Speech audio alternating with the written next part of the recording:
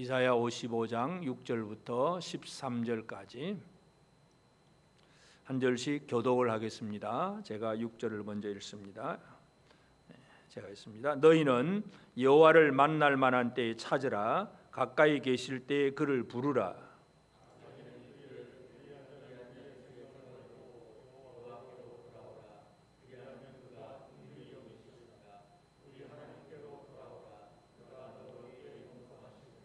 이는 내 생각이 너희의 생각과 다르며 내 길은 너희의 길과 다름이니라. 여호와의 말씀이니라.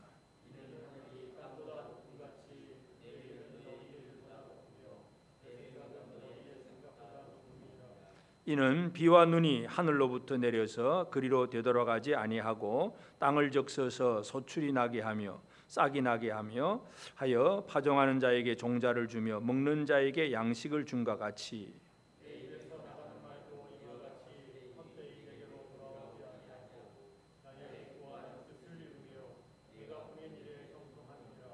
너희는 기쁨으로 나아가며 평안의 인도함을 받을 것이요 산들과 언덕들이 너희 앞에서 노래를 바라고 들의 모든 나무가 손뼉을 칠 것이며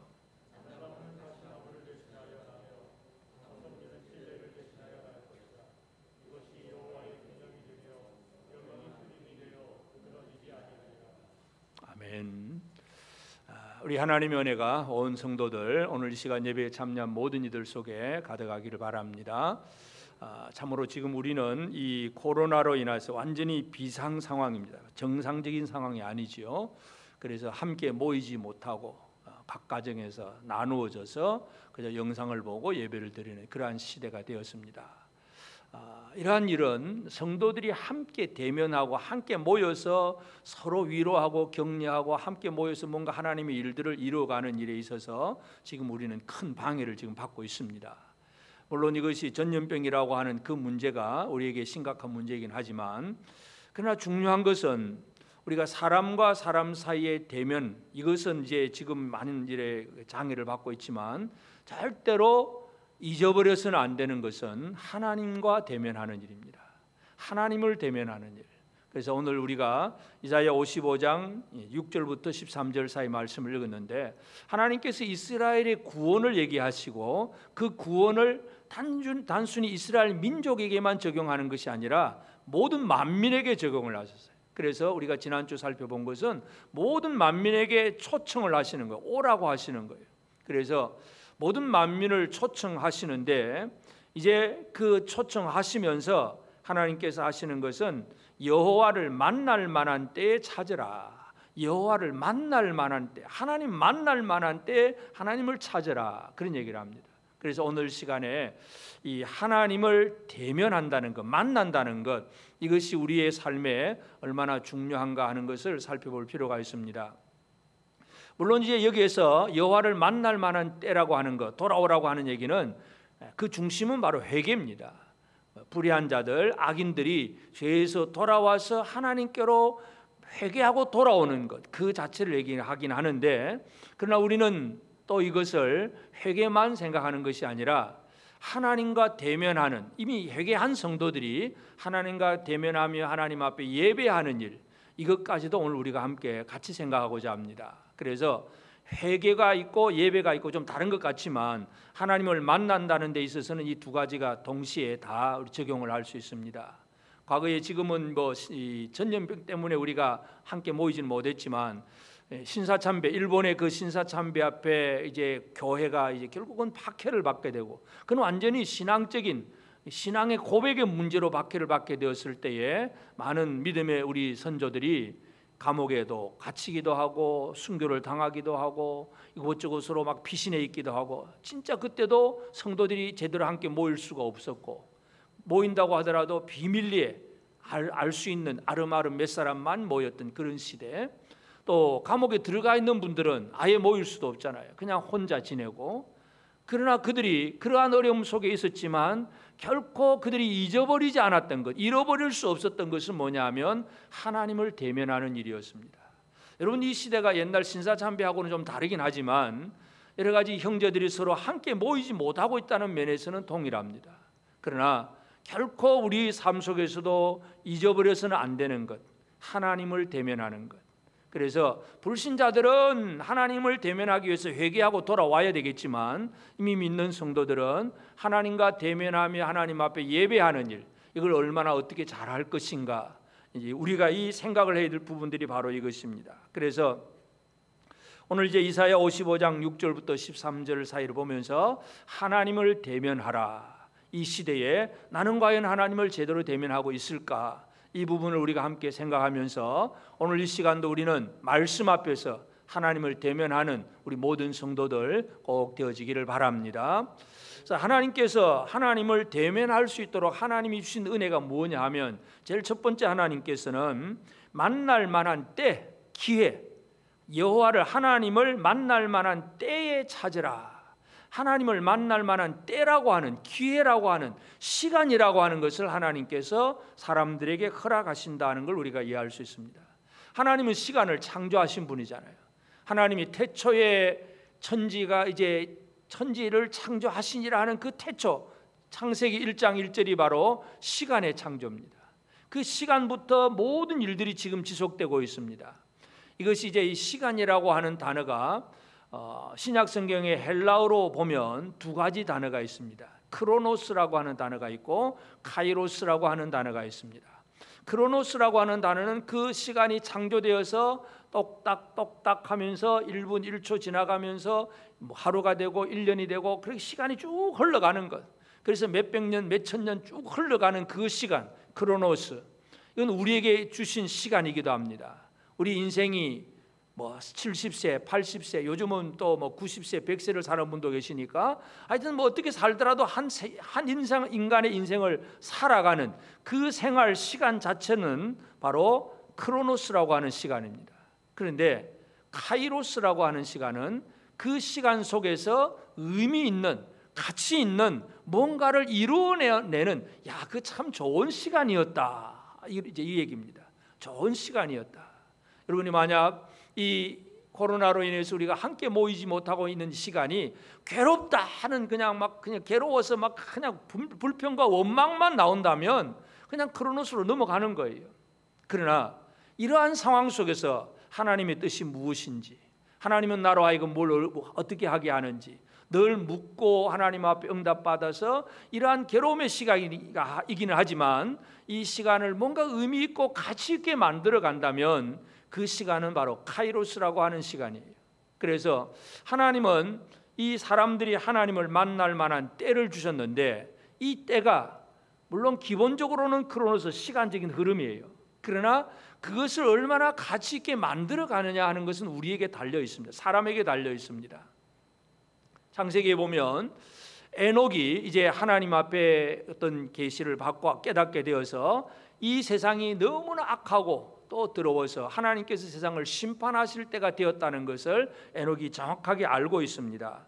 그래서 에녹이 그 시대의 사람들에게 왜 세상이 망하는지에 대해서 막 선포하기를 시작을 합니다. 그것을 신약성경 유다서 1장 15절에 보면, 이는 무사람을 심판하사 모든 경건하지 않은 자가 경건하지 않게 행한 모든 경건하지 않은 일과 또 경건하지 않은 죄인들이 주를 거슬러 한 모든 완악한 말로 말미암아 그들을 정죄하려 하심이라 하였느니라. 그들의 말, 그들의 일, 이것이 경건하지 않다는 것을 결국은 하나님 앞에 심판받는다는 얘기를 에녹이 막 선포를 했습니다. 그러면서 에녹이 이제 아들을 낳는데 그 아들의 이름을 무두셀라라고 짓습니다. 여러분 말씀드렸지만 그 무두셀라, 창의 사람, 무기의 사람입니다. 그러니까 그 고대에 있어서 이 창의 사람, 무기의 사람의 개념은 뭐냐 하면, 한 마을 이 마을 저 마을에서 대장들이 있습니다. 대장이 있어서 서로 전쟁이 벌어지면, 대장이 죽으면 그 마을 전체 군인들이 다 살아 있어도 그 마을은 지는 거예요. 대장이 살아 있으면, 우리 만약 장기판에서 장군이 살아 있으면 그냥 살아 있는 것이고, 장군 죽으면 다 죽는 거예요. 창의 사람의 개념이 그렇습니다. 그래서 에녹이 무두셀라라고 아들의 이름을 지으면서 이 아들이 죽으면 세상이 망한다, 그것이 바로 무두셀라라고 하는 이름이었어요.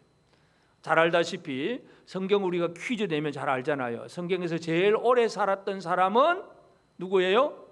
무두셀라. 몇 살? 969세. 건 1000년을 삽니다.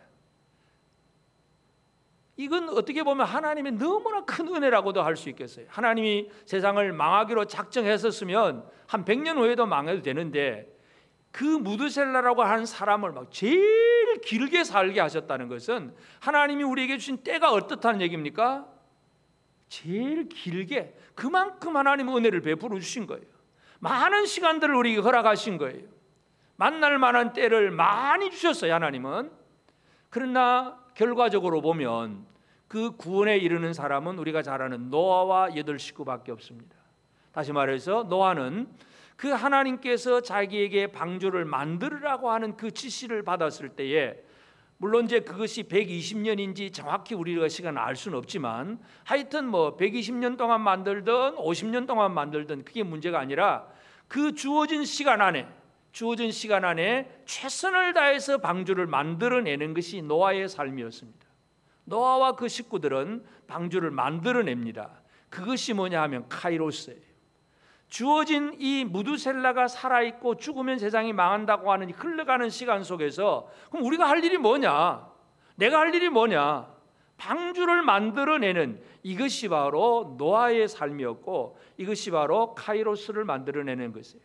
그래서 하나님은 하나님을 만날 만한 때를 주시는 하나님인데, 문제는 그 시간을 얼마나 우리가 누리느냐, 그냥 시간이 흘러가고 있느냐, 아니면 그 흘러가는 시간 속에서 기회를 제대로 잡느냐, 이것이 바로 오늘 우리에게 주어진 숙제이기도 합니다. 하여튼 중요한 것은 하나님은 사람들에게 아무런 기회를 주지 않으신 분이 아니라 기회를 주신 분이라고 하는 거예요. 회개할 수 있는 기회, 돌아올 수 있는 기회, 하나님을 만날 수 있는 때를 주시는 하나님이라는 것, 이것을 우리가 먼저 이해해야 합니다. 우리는 어려운 상황과 환경만 쳐다보면서 두려워하고 낙심하고 뭔가 많은 그냥 염려와 근심 속에만 빠져 있지, 지금 이 흘러가는 시간 속에서 하나님을 만날 만한 때인가 아닌가, 이 초점을 놓쳐버리면 아무것도 못하고 그냥 또 허송세월하게 됩니다. 지금 우리는 우리의 시간 속에서도 하나님을 만날 만한 때인가 하는 것을 잘 생각할 필요가 있습니다. 그러면서 이제 모든 만민들, 물론 그들은 이제 모두 하나님을 알지 못하는 죄인들이기 때문에 그들이 이제 하나님을 만날 수 있는 방법을 주셨습니다. 하나님은 시간을 주실 뿐만 아니라 그 시간 안에 어떻게 하면 하나님을 만날 수 있느냐, 그것이 7절에 보면 악인은 그 길을, 불의한 자는 그의 생각을 버리고 여호와께로 돌아오라. 그리하면 그가 긍휼히 여기시리라. 우리 하나님께로 돌아오라. 그가 너그럽게 용서하시리라. 이 악인과 이 불의한 자들, 그 길과 생각을, 악인의 길, 불의한 자의 생각을 버리고 하나님께로 돌아오라. 이것이 이제 하나님을 만나는 방법인데, 버리고 돌아와야 됩니다. 이게 회개잖아요, 회개. 버리지 않고 하나님께 나온다는 것은 아직 안 돌아온 것입니다. 우리가 하나님을 만나고 싶다고 뭐 꿈에라도 하나님 좀 보고 싶어서 잠을 잔다고 한들 그래가지고 하나님 만나는 게 아니에요. 나의 길, 나의 생각 속에서 하나님의 길과 하나님의 생각이 아닌 것에서 돌아서야 합니다. 그래서 이 하나님을 만날 수 있는 것, 자기의 길에서 돌아서서 하나님을 찾아야 돼요. 하나님은 만나 주시는 하나님이세요. 인간의 종교는 신들을 만들어냅니다. 막 아까 뭐 크로노스, 카이로스 얘기도 했지만 그것도 전부 그 신들이에요. 신화에 나오는 신들의 이름들이에요. 카이로스나 그 크로노스도 전부 신들의 이름인데, 하여튼 사람들은 뭔가 자기 최고의 생각하고 있으면 전부 신으로 만들어서 섬기고 있습니다. 그런데 그 모든 신들은 사람들에게 만나 줄 수 있는 신이 아닙니다. 아무리 구하고 아무리 찾아도 대답이 없는 신들입니다. 하나님만이 응답하시는 신입니다.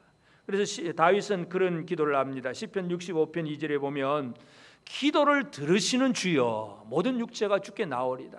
하나님은 기도를 들으시는 하나님이에요. 세상의 신들은 기도를 듣는다는 자체가 없지요. 그래서 하나님은 사람들의 기도를 들으시는 하나님이신데, 악인들이 길과 생각 속에서 잘못된 것들을 버리고 돌아오라 하는 얘기입니다. 그러면서 버리고 돌아오려면 어떻게 버려야 되느냐 하면 8절에 이는 하나님의 생각이 너희 인간의 생각과 다르며 내 길, 하나님의 길은 너희 인간의 길과 다름이니라. 사람의 길과 생각, 하나님의 길과 생각, 이제 이것이 지금 두 가지로 강조하고 있습니다. 다시 말해서 사람들은 자기 나름대로의 길을 만들고 자기 나름대로의 생각을 가지고 삽니다. 하나님께서 하시는 말씀, 야, 그 길, 그 생각 버리고 내 길, 내 생각으로 돌아와.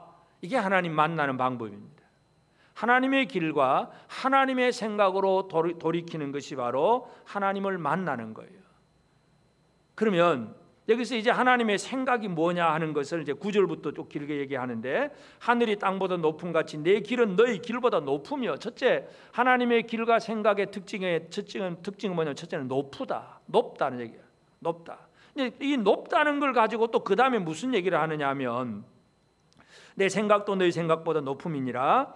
그 다음에 10절, 이는, 높다는 개념 속에서 그 다음에 나타난 이제 하는 얘기는, 이는 비와 눈이 하늘로부터, 높은 하늘로부터 내려서 그리로 되돌아가지 아니하고 땅을 적셔서 소출이 나게 하며 싹이 나게 하여 파종하는 자에게 종자를 주며 먹는 자에게 양식을 준과 같이, 그러니까 하늘에서 비와 이슬이 내려서 이 땅에 뭔가를 착 성장하게 해서 결국 양식을 먹게 하는 것처럼, 11절, 내 입에서 나가는 말도 이와 같이 헛되이 내게로 되돌아오지 아니하고 나의 기뻐하는 뜻을 이루며 내가 보낸 일에 형통함이니라. 하나님의 입에서 나가는 그 말은 결코 헛되이 되돌아오는 법이 없습니다. 여러분, 이 하늘에서 비가 내리고, 물론 그 비가 뭐 엄청나게 막 이렇게 홍수가 날 정도 내려서 오히려 수해를 당하는 경우도 있긴 하지만, 일반적으로 지금 이 비유는 그 홍수나 뭐 태풍 얘기는 아니에요. 그냥 비가 내리고 이슬이 내려서 땅에서 식물이 자라고 열매 맺고, 그래서 사람들이 먹고 마실 수 있도록 하나님의 그 생각이 뭔가를 잘 이해를 하셔야 돼요. 하나님의 생각은 높다. 첫째는 높다. 두 번째는 뭐예요? 뭔가를 베풀어 주세요. 내려주세요. 그래서 그 땅에 있는 자들이 진정으로 하나님의 은혜를 누릴 수 있게 하시는 것이 바로 하나님의 생각이에요. 사람들에게 복 주는 것이 바로 하나님의 생각이에요. 그래서 어느 정도 복을 주시느냐 하면, 제일 마지막 절 13절 보면, 잣나무는 가시나무를 대신하여 나며 화석류는 찔레를 대신하여 날 것이라. 이것이 여호와의 기념이 되며 영영한 표정이 되어 끊어지지 아니하리라. 여러분, 가시나무 찔레는 제일 처음 어디에서부터 시작된 것입니까? 언제 시작된 거예요? 가시나무는 아담과 하와가 범죄하고 하나님께 심판을 받아서 에덴 동산 밖으로 내어 쫓길 때에 가시와 엉겅퀴가 시작이 됩니다. 그래서 인간의 수고와 땀 흘리는 수고가 시작이 됩니다. 그러니까 가시와 엉겅퀴, 가시와 찔레는 바로 하나님의 진노와 하나님의 심판의 흔적이에요. 그런데 이제 어떻게 된다고요? 하나님의 은혜가 내림으로 잣나무가 가시나무를 대신하게 될 것이다. 화석류가 찔레를 대신하게 될 것이다. 쉽게 표현해서 에덴 동산의 회복이라는 얘기예요. 이게 바로 하나님이 주신 은혜예요. 그래서 하나님은, 하나님의 생각이 뭐냐? 내 생각은 높다. 그리고 뭔가 베풀어서 이 땅 위에 그 모든 잃어버렸던, 사람들이 잃어버렸던 모든 것들을 다 회복시켜 주실 것이다. 이게 하나님의 생각이에요. 오늘 우리의 길과 우리의 생각과 하나님의 길과 하나님의 생각이 얼마나 다른가를 먼저 이해하는 게 중요합니다. 그래서 일단 하나님은 그러한 사람들이 하나님께로 돌아오려면 어떻게 해야 되냐? 다른 게 아니라 너의 길, 너의 생각을 버리고 하나님의 길과 하나님의 생각에다가 맞춰라. 이게 바로 하나님의 방법입니다. 그렇게 하면 그 다음에 만난 자에게 뭘 누리게 하느냐? 아까 우리 7절 읽었지만, 돌아오라. 그리하면 그가 긍휼히 여기시리라. 우리의 하나님께로 돌아오라. 그가 너그럽게 용서하시리라. 긍휼과 용서, 이 두 단어를 또 하나님께서 말씀을 합니다. 이 땅에 있는 죄인들에게 필요한 것이 바로 긍휼과 용서입니다. 아무리 잘난 사람이라 할지라도 하나님 앞에 하나님의 어떤 능력보다 뛰어난 존재는 없습니다. 인간이 아무리 자기가 완벽하게 의롭고 정직하게 진짜 제대로 뭔가 잘 사는 것 같아도 하나님 앞에 죄인이 아닌 사람은 아무도 없습니다. 그러면 인간은 무엇으로 인해서 그 평안을 누릴 수 있겠습니까? 인간의 힘과 노력으로는 결코 이룰 수가 없습니다. 그래서 하나님께서 약속하신 것이 뭐냐면 첫째는 긍휼, 불쌍히 여겨주시는 거예요. 불쌍히 여겨주시고 그 다음에 해주시는 게 뭐예요? 용서. 인간이 용서받지 못하면 아무것도 할 수가 없어요. 우리가 잘 아는 탕자, 예수님 누가복음 15장에 탕자 비유를 하잖아요. 그 작은 아들이 이제 자기에게 물려올 유산을 미리 받아서 나가서 다 허랑방탕하게 다 사용하고 써버렸습니다.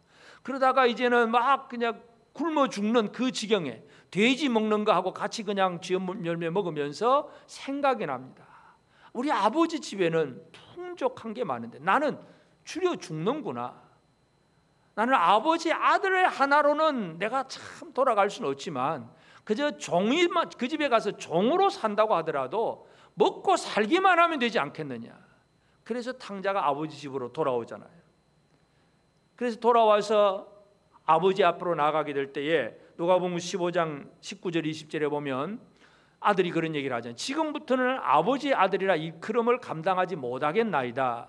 나를 품꾼의 하나로 보소서 하리라 하고 이에 일어나 아버지께로 돌아가니라. 아직도 거리가 먼데 저 멀리 있는데 아버지가 그를 보고 측은히 여겨 불쌍히 여겨 긍휼히 여겨 달려가서 목을 안고 입을 맞추니 그의 모든 허물들을 다 용서하신 것이 바로 탕자를 받아들이는 아버지.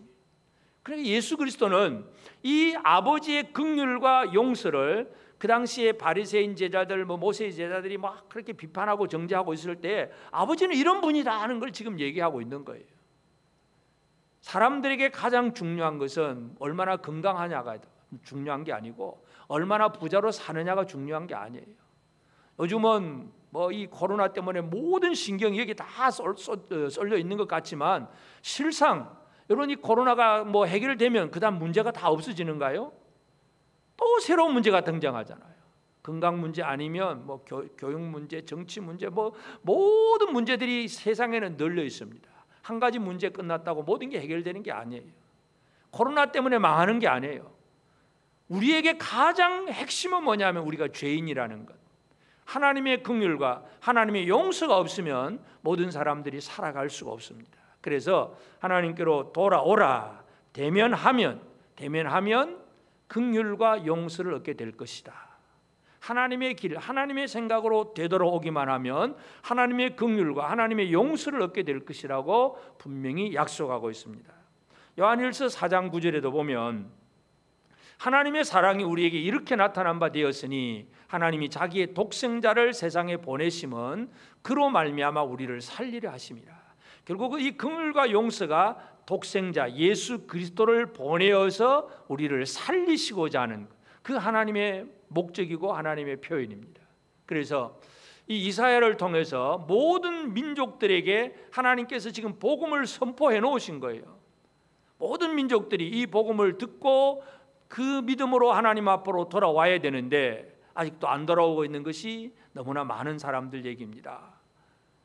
그러면 결국 하나님께서는 여호와를 만날 만한 때 찾으라 그렇게 얘기를 하셨는데 이 만날 만한 때에 찾으라고 하신 말씀을 좀 더 사람들이 더 잘할 수 있도록 그 모든 일들을 이루신 분은 바로 예수 그리스도입니다. 하나님께서 독생자를 보내주셨는데 예수님이 이 땅에 오신 것도 마찬가지예요.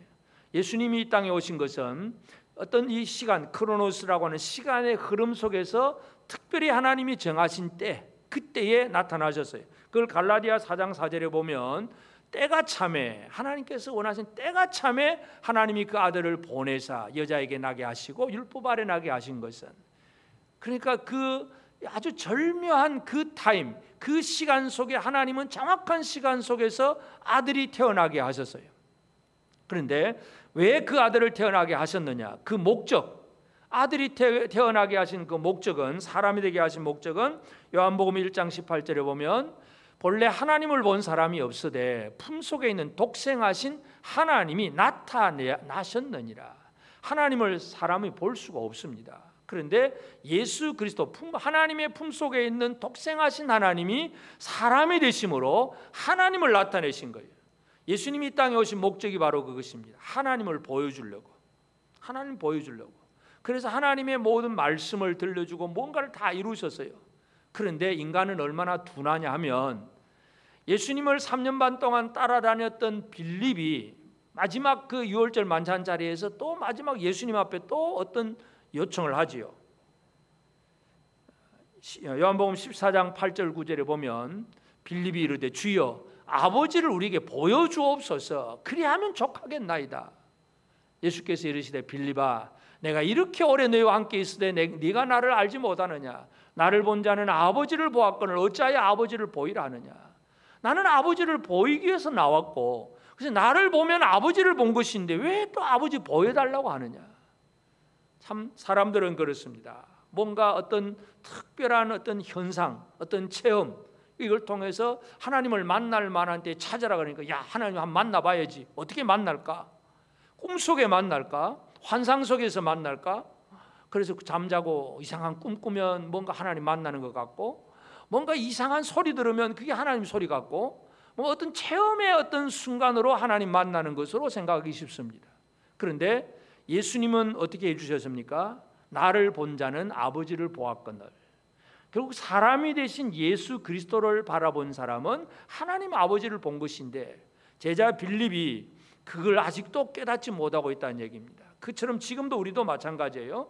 여호와를 만날 만한 때에 찾으라 그러니까 그러면 하나님 보여주세요. 얼굴 좀 보고 싶습니다. 그런 어리석은 자가 되지 않기를 바랍니다. 하나님을 만난다는 얘기는 인간의 얼굴, 육신적인 얼굴을 쳐다보는 얘기가 아니에요. 그럼 어떻게 하느냐? 예수님이 이 땅에 오셔서 제일 많이 하신 것이 뭐냐면 하나님의 길, 하나님의 생각을 드러내신 거예요. 말씀을 가르침을 통해서 요한복음 8장 28절에 이에 예수께서 이르시되 너희가 인자를 든 후에 내가 그인 줄 알고 또 내가 스스로 아무것도 하지 아니하고 오직 아버지께서 가르치신 대로 이런 것을 말하는 줄도 알리라.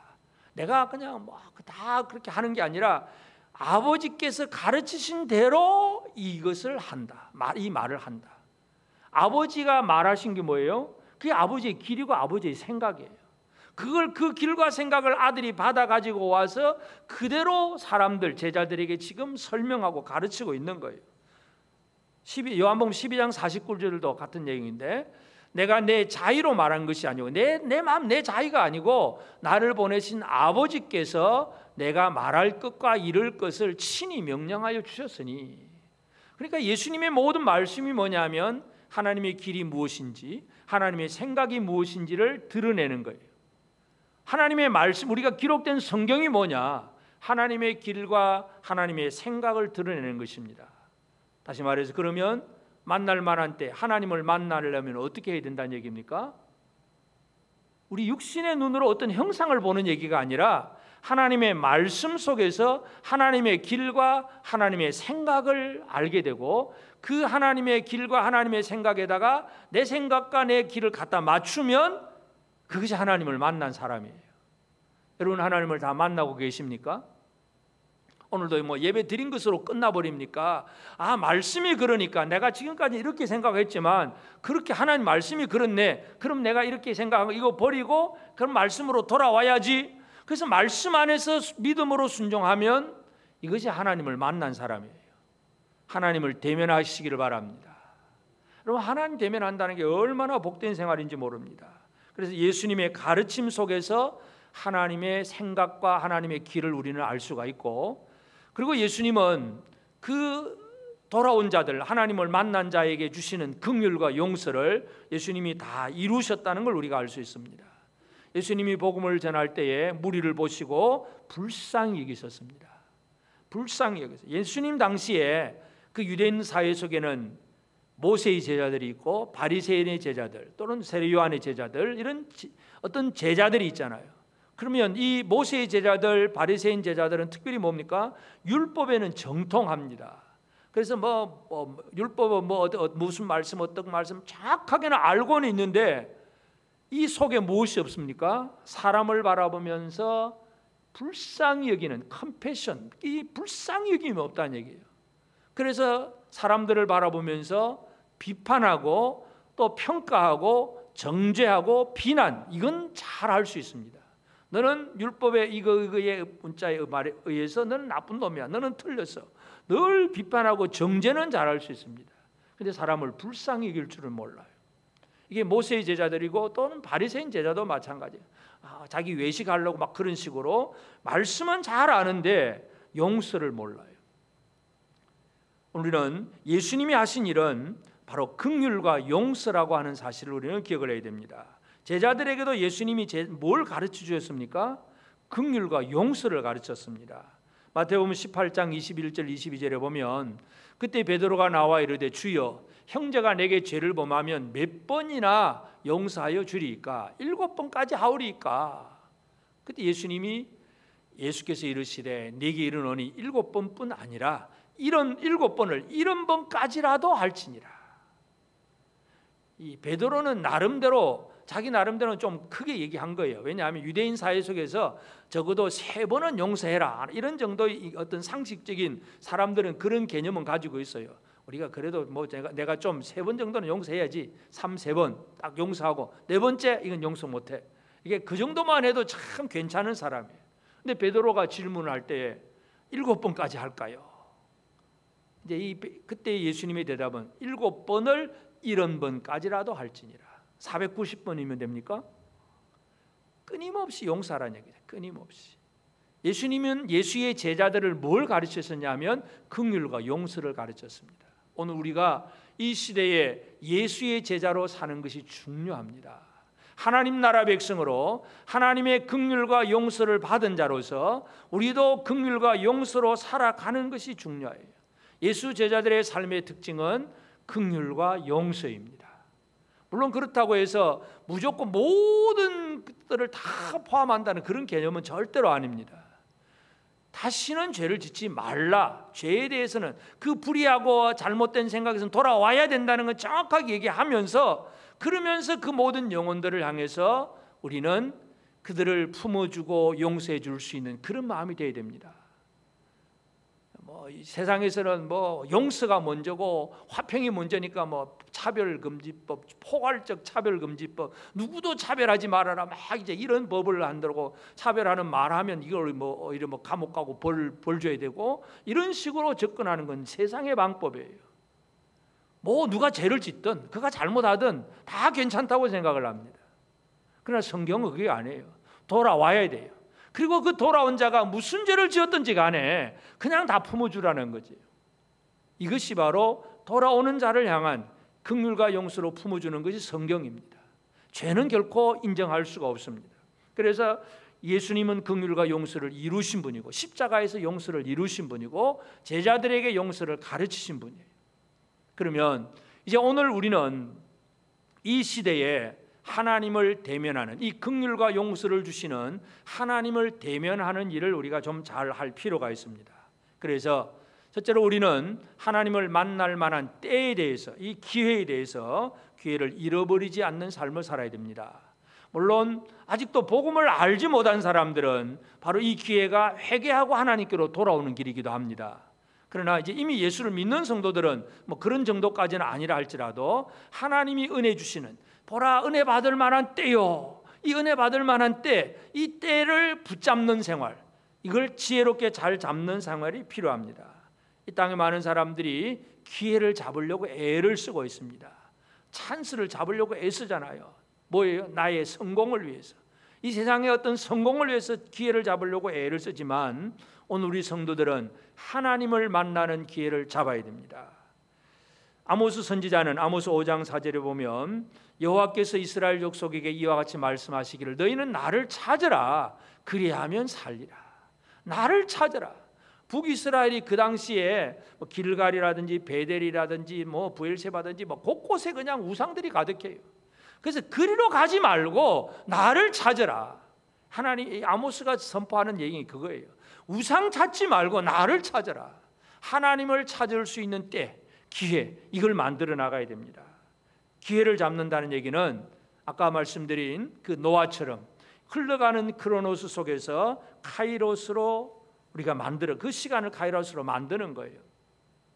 실제로 지금 카이로스가 아까 신이라고 그랬는데 카이로스 신상, 카이로스라고 하는 그 기회의 신, 그 기회의 신의 형상은 어떤 모습으로 되어 있냐면 사람이 있는데 앞머리가 아주 무성해요. 이렇게 머리털이 아주 많이 있어요. 근데 뒷머리는 하나도 없는 대머리에 팍팍 대머리고, 그러니까 앞에 머리털이 가득하고 뒷머리, 그리고 손에는 저울과 칼이 있고, 그리고 발에는 날개가 달려 있어요. 공 위에 서요. 공 위에 서서 날개가 달린 그런 발로서 서 있는 그런 형상이에요. 그리고 그 밑에다가 이제 기회의 신에 대해서 설명을 해놓습니다. 내 앞머리가 무성한 이유는 사람들로 하여금 내가 누구인지 금방 알아차리지 못하게 하기 위해서 머리털을 막 해놔요. 누군지 잘 모르도록. 이게 진짜 기회인지 아닌지 사람들은 잘 모를 수가 있습니다. 그런데 그리고 발견했을 때는 빨리 붙잡을 수 있도록 머리털이 많은 거예요. 뒷머리는 대머리예요. 뒷머리가 대머리인 이유는 내가 지나가고 나면 다시 나를 붙잡지 못하게 하기 위해서. 뒷머리는 대머리입니다. 그리고 발에 날개가 달린 이유는 최대한 빨리 사라지기 위해서. 그리고 두 손에 저울과 칼을 들고 있는데, 저울을 들고 있는 이유는 기회가 앞에 있을 때는 저울을 꺼내서 정확히 판단해요. 이게 기회냐 아니냐 정확하게 판단하라는 얘기죠. 그리고 칼은 뭐예요? 날카롭게 결단해서 이것저것 따질 것 없이 바로 붙잡아라. 정확하고 빠른 결단. 이게 기회의 신입니다. 그러면서 그 발에는 날개가 달려 있고 둥근 공 위에 서 있어서 막 계속 움직입니다. 제대로 서 있지를 않아요. 그럼 붙잡는 자체도 쉽지 않다는 얘기죠. 기회의 신이 카이로스라고 하는 신상을 그렇게 만들어 두었어요. 오늘 우리는 하나님의 때, 이것을 시간은 지금 크로노스는 계속 흘러가는 시간입니다. 이 시간 속에서 우리는 카이로스를 만들어내는 것이 우리가 할 일입니다. 여러분, 우리가 이 함께 모이지 못하는 이 시간들 속에서 좀 더 하나님 앞에 깊이 나아가고 하나님을 더 만나려고 말씀을 묵상하고, 비록 교회는 못 나왔지, 예배당에는 못 나왔지만 가정에서든 직장에서든 하나님 앞에 기도하는 시간을 더 많이 가지려고 애를 쓰고 뭔가를 하려고 시간들을 만들어 가려고 하는 것, 이것이 오늘 우리에게 필요한 일입니다. 그래서 기회를 잡는다는 것, 이거 우리의 삶에 너무나 중요해요. 다윗은 시편 32편 6절에 보면 이로 말미암아 모든 경건한 자는 주를 만날 기회를 얻어서 주께 기도할지라. 진실로 홍수가 범람할지라도 그에게 미치지 못하리이다. 모든 경건한 자는 주를 만날 기회를 얻어서, 이게 카이로스를 잡는 거예요. 주를 만날 기회를 얻어서 기도하고, 그러면 뭐예요? 홍수가 범람할지라도 그에게 미치지 못하리이다. 다윗은 이 신앙을 가지고 광야 생활을 살아가지만 그 광야에서 하나님을 찬양하고 하나님 앞에 기도하고 하나님을 신뢰하면서, 비록 사울을 피해 도망을 다니긴 하지만 연약한 자가 있으면 도와주기도 하고 구출해 주기도 하고 이런 일들을 해나가잖아요. 광야의 시간들을 결코 허송세월을 하지 않았어요. 그 크로노스를 카이로스로 만든 것이 바로 다윗의 삶이었어요. 오늘 우리는 이 시대가 참으로 한탄만 하고 있으려면 계속 한탄만 합니다. 큰일 났다. 또 이 정부는 왜 이래? 교회만 비판하는 것 같고 막 계속 원망 불평만 나타낼 수 있어요. 여러분, 그러나 그렇게 잠시 나온다고 하더라도 그것만 가지고 살아가는 것은 어리석은 생활입니다. 이 상황 속에서 내가 하나님 앞에 무엇을 할 수 있는가를 발견하고 그 일을 만들어 가야 됩니다. 기회를 붙잡으시길 바랍니다. 하나님 앞에 이 시간들을 의미 있는 시간, 가치 있는 시간으로 만들어가는 것, 이것이 우리가 할 일입니다. 그리고 이제 우리는 하나님의 길과 하나님의 생각에다가 내 길, 내 생각을 갖다 맞춰야 돼요. 다시 말해서 하나님과 내가 코드가 맞아야 돼요. 해외여행을 요즘 잘 할 수도 없지만 저는 가끔 나가보면 이 핸드폰이라든지 뭔가 이 전자제품을 들고 갔는데 가보니까 코드가 달라요. 우리나라 거는 220V 동그란 거 2개가 있잖아요. 가보니까 미국에는 일자예요. 안 꽂히잖아요. 그래서 뭔가 가려고 여행 필수품으로 이제 그런 것들을 다 이렇게 멀티로 할 수 있는 그걸 준비를 해가야 여기서 꽂고 저기서 사용을 할 수 있습니다. 이게 그게 안 맞으면 충전이 안 되고 쓸 수가 없잖아요. 하나님과 우리는 코드가 맞아야 됩니다. 여러분은 하나님과 생각이 똑같은 생각이십니까? 하나님의 길과 여러분의 길이 똑같은 길이십니까? 여러분, 이 시대는 사람들이 생각하는 것, 흔히 요즘 이제 그런 표현을 써요. 욜로족이라고 하는 거, 파이어족이라고 하는 이 단어를 써요. 욜로라고 하는 것은 인생은 한 번뿐이다. You only live once. 당신의 인생은 한 번밖에 없다. 이제 이 얘기예요. 그래서 이걸 가지고 자신의 행복만을 추구하고 있습니다. 그래서 미래나 또는 남을 위해서 희생하거나 뭐 이거 전혀 없어요. 오직 나만 그냥 먹고 마시고 이 라이프 스타일이 그렇습니다. 그냥 알바해서 돈 좀 벌어서 또 즐기고 살다가 또 돈 떨어지면 또 가서 알바하고 또 그냥 좀 벌어지면 또 그거 갖고 또 오직 자기를 위해서만 투자를 하는 거예요. 그냥 자기를 위해서 뭐 즐기고 사는 거. 욜로죠. 근데 조금 다른 것은 이제 파이어족인데, 이 파이어라고 하는 것은 Financial Independence Retire Early. 그래서 이 파이어라고 하는 것은 30대 말 적어도 40대 초반까지는 아주 열심히 벌어가지고 40대 이후에는 조기 은퇴를 해가지고 그때 이제 잘 놀겠다. 이게 파이어족이에요. 그러면 지금 우리가 이제 20대, 30대를 바라보면, 자, 욜로족은 어떤 사람입니까? 우리 어른들이 보면 어떻게 보입니까? 저 한심한 놈, 저 한심한 놈. 뭐 직장을 가려고 하나, 뭐 취업도 하려고 하나, 뭐 알바 좀 해가지고는 또 그냥 흥청망청 써버리고 내일에 대한 아무 생각도 없어요. 진짜 한심한 사람처럼 보입니다. 근데 파이어족을 보면 진짜 열심히 일하는 청년이에요. 열심히 일해가지고 그 수입의 한 70-80%는 저축을 다 합니다. 야, 대단하다 싶어요. 근데 결국은 뭐예요? 욜로나 파이어나 똑같아. 뭐예요? 전부 자기 중심이고 자기 만족이고, 그걸 지금 하느냐 나중에 하느냐 그 차이일 뿐이에요. 똑같아요. 이게 사람들의 길이에요. 이 우리가 먹고 마시자, 그저 인생은 한 번밖에 없다, 그저 내 중심, 다른 거 쳐다볼 것도 없고, 전부 사람들은 이렇게 살아가고 있어요. 이게 바로 욜로나 파이어인데, 이 인생의 길인데, 하나님의 길과 하나님의 생각은 뭐라고요? 하나님의 길과 하나님의 생각은 전혀 다르다는 얘기죠. 하나님의 생각은 아까 말씀드린 대로 첫 번째가 높다, 고상하다는 얘기예요. 그래서 사도 바울은 이 예수를 아는 지식의 고상함을 알았습니다. 빌립보 3장 8절에 보면, 또한 모든 것을 해로 여김은 내 주 그리스도 예수를 아는 지식이 가장 고상, 가장 높기 때문이라. 내가 그를 위하여 모든 것을 잃어버리고 배설물로 여김은 그리스도를 얻고. 그리스도를 아는 지식이 최고로 높은 지식이에요. 그러다 보니까 지금까지 청년 사울로서, 바리새인으로서 열심히 공부하고 닦아나왔던 모든 것들이, 이거 아무것도 아니구나, 이거 똥이구나, 다 배설물로 여겨버렸어요. 높은 것을, 생각을 바꿨다는 얘기죠. 이게 하나님을 만난 얘기입니다. 내 길과 내 생각은, 지금까지는 이 사울의 입장에서는 열심히 율법을 지키고 도덕적으로 윤리적으로 잘 살면 그래서 내가 의로워질 줄 알았어요. 그래서 열심히 율법주의로 살았어요. 근데 예수를 알고 보니까 그게 아니구나, 이거 아무것도 아니네, 다 버리는 것. 이게 바로 사울이 바울이 되는 것이고 하나님을 대면하는 일이었습니다. 우리는 이 땅 위에서 하나님의 길과 하나님의 생각은 높다는 사실을, 그게 고상한 거예요. 이 땅에 어떤 저급한 그런 얘기들이 아닙니다. 그리고 하나님의 생각이 뭐예요? 하늘에서 비와 내려서 식물들에게 그 물기를 공급을 하고 이 물이 잘 성장하고 열매 맺게 해서 사람들이 풍족함을 누리게 하는 것.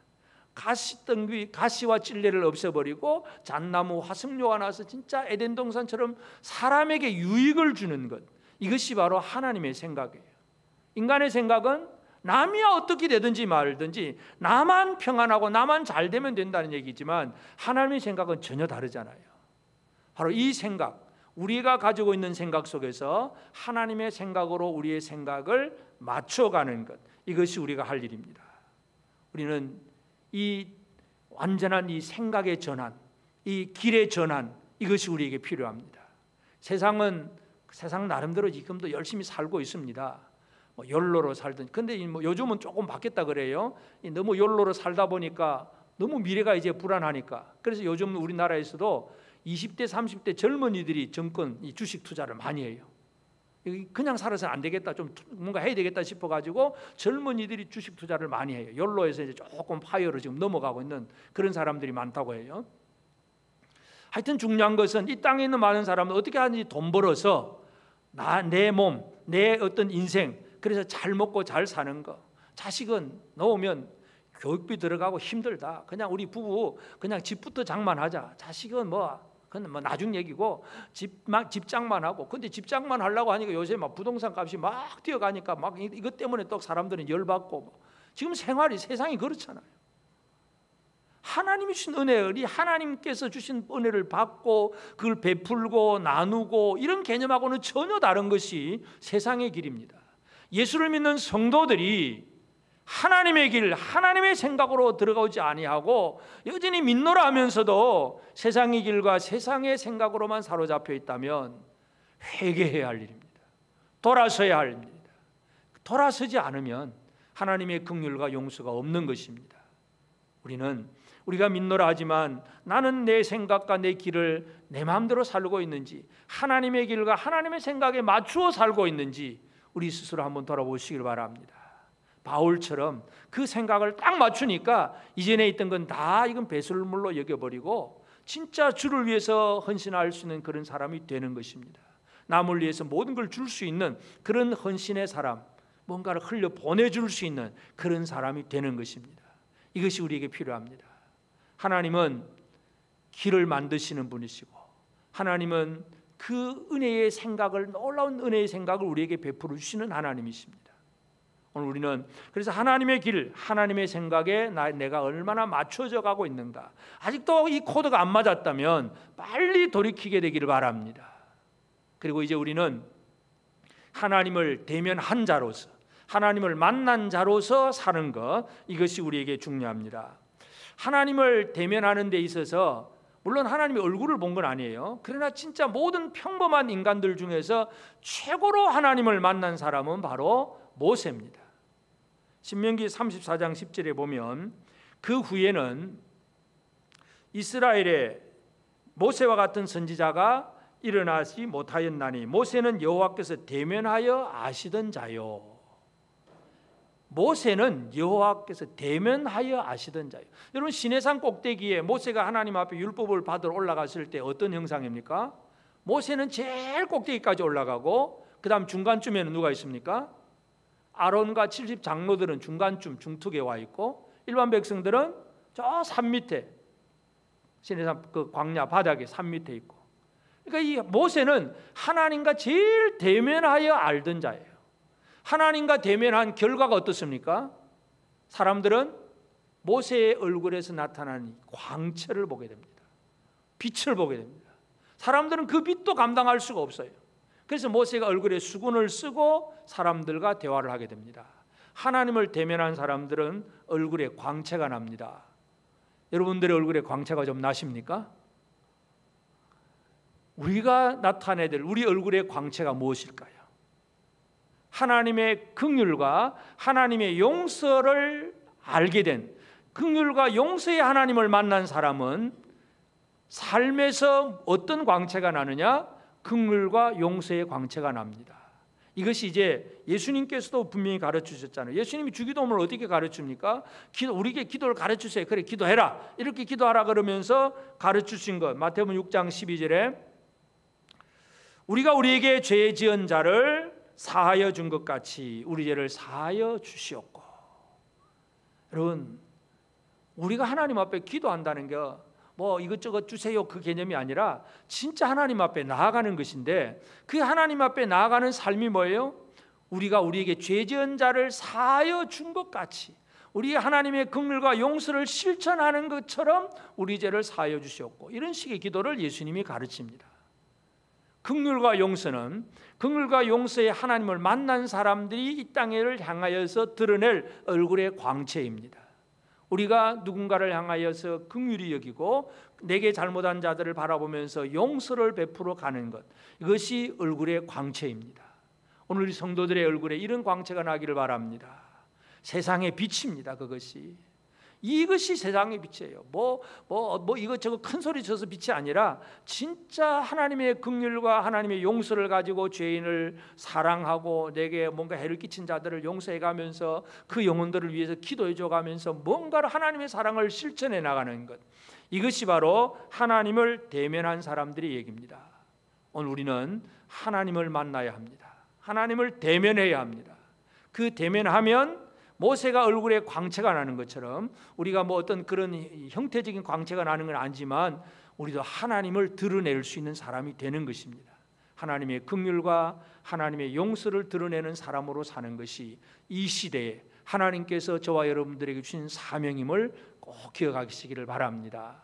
우리가 이 땅에 여러 가지 힘들고 어려운 문제들이 많이 있지만 그저 이 어려움을 해결해 주세요가 아니라 이 어려움을 살아가는 이 시대 많은 사람들에게 하나님을 어떻게 드러낼 수 있는가가 우리의 사명임을 알고 그 전에 먼저 우리 하나님을 대면하는 일을 제대로 하십시다. 아직도 잘못된 길로 가고 있다면 회개하고 돌아와서 하나님을 대면해야 되겠고, 물론 믿음으로 살고 있는 성도들이라면 예배하면서 늘 하나님과 대면하면서 모세처럼 하나님의 어떤 광채를 힘입어서 세상을 향해 나아갈 수 있는 그런 은혜와 힘을 얻는 그런 복된 우리 모든 성도들 꼭 되어지기를 바랍니다.